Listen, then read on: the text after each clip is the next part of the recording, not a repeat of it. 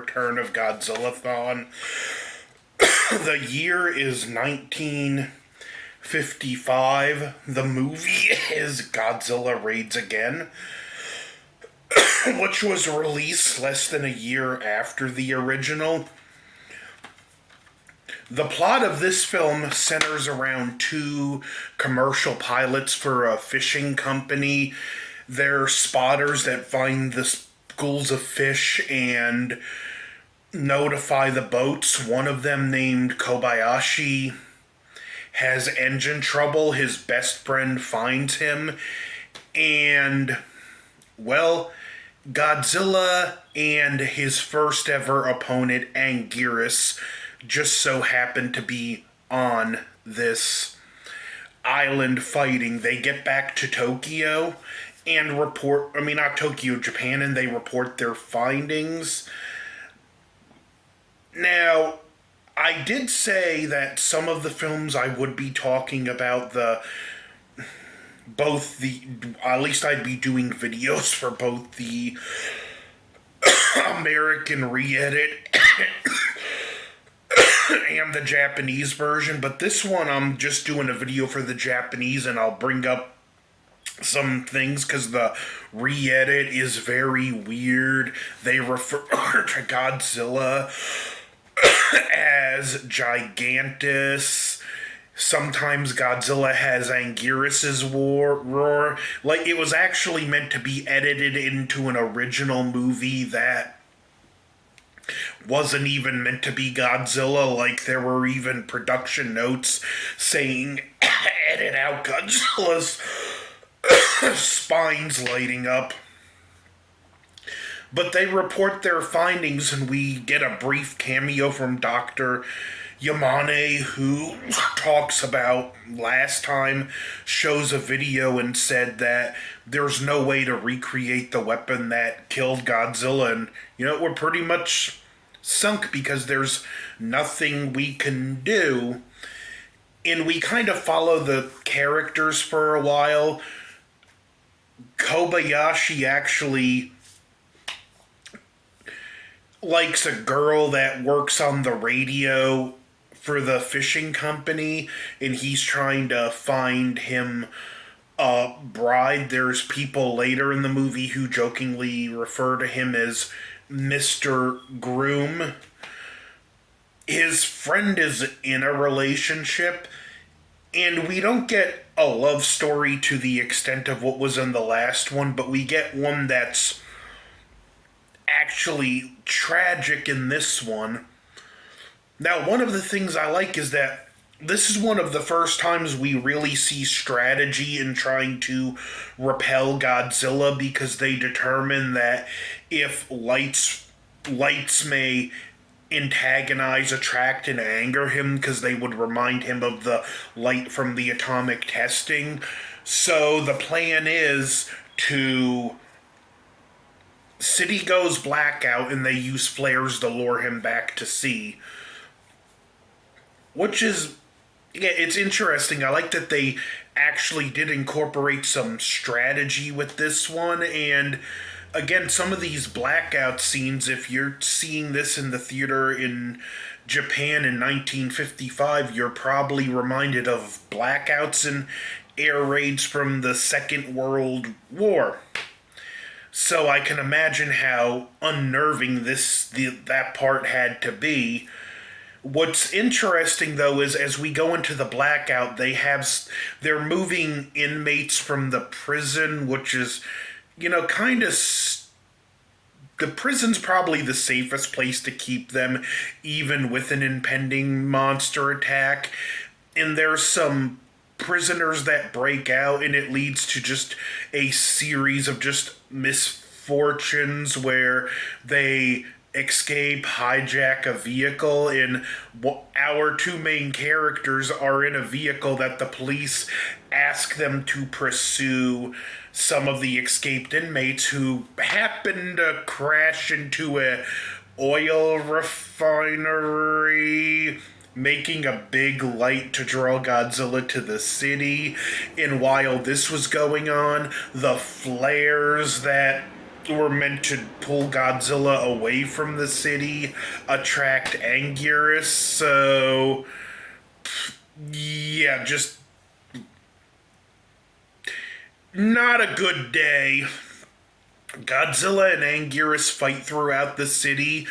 In this film, and this film and the next one, Godzilla versus Kong, Kong versus Godzilla, are two films where you see some growing pains in the medium, specifically with some of the suit design where they're not just making these suits to destroy things but fight each other, and some of the movement in this movie is really wonky because what they do while they were filming to make the monsters look bigger and heavier, they would overcrank the camera while filming, then play it back at a slower speed, and it would give the illusion that the monsters have more mass than they really do. Now, in this film, they didn't slow it down enough because some of the monsters' moves are just unnaturally fast. Not like it's in full fast forward, but just fast enough that it just looks off, as well as the Godzilla suit has at times a little bit more of a derpy look in this film. The fight, for the first fight in Osaka, it's actually pretty good and surprisingly brutal and animalistic, with Godzilla actually going for Anguirus's neck and biting, and Anguirus like jumping and trying to go for Godzilla's throat. So, it's not a bad first fight for Godzilla. Osaka gets destroyed as a result, and we have the fishing company determined to rebuild. Our two pilots are moved to another city because they have a sister location. And Godzilla and Anguirus are still at large. We see the Kobayashi is jokingly now Mr. Groom, and the one girl, like, he mentions, oh, I have someone, and it's in his little journal and he won't let her see it. He does some spotting and he finds some fish. Unfortunately, the location he gave them, that ship was destroyed by Godzilla, and we see it's sad because we also see how important of a relationship the pilot is to these fishermen, that they're happy to see the fishermen when they drop the note saying, fish here. And he immediately goes back out, gets to help with the rescue operation, and he accidentally leaves his journal, and she opens it up, and he not just has a picture of him, but he has a picture of her. He never told her how he feels, and she clearly feels the same way. Well, he spots Godzilla and decides to hold out until the military shows up. The other pilot gets to be in one of the military planes as a co-pilot, and they start bombing Godzilla, which does nothing. Kobayashi's plane gets hit by Godzilla, and he crashes into a mountain, causing an avalanche, which holds Godzilla back. And she hears about it on the radio, and it's really sad because she takes the photos out and she puts them at her workstation. We have these two characters that felt something for one another, and they never expressed it. It's actually refreshing to see that instead of the they lived happily ever after, it's refreshing to see that in a movie, that not every romance gets a happy ending. Sometimes they don't even get a chance to get off the ground. Kobayashi's friend then asked to be part of the assault on Godzilla, And it's this plan where the island has these mountains, and their plan is for the plane to dive in, and you have to pull up and drop the bombs at a certain angle and avoid the peak of the mountain. And some of the pilots, they don't even get shot down by Godzilla's fire breath. They just can't pull off this dangerous maneuver correctly and crash into the mountain. And it ends with Godzilla getting buried in an avalanche.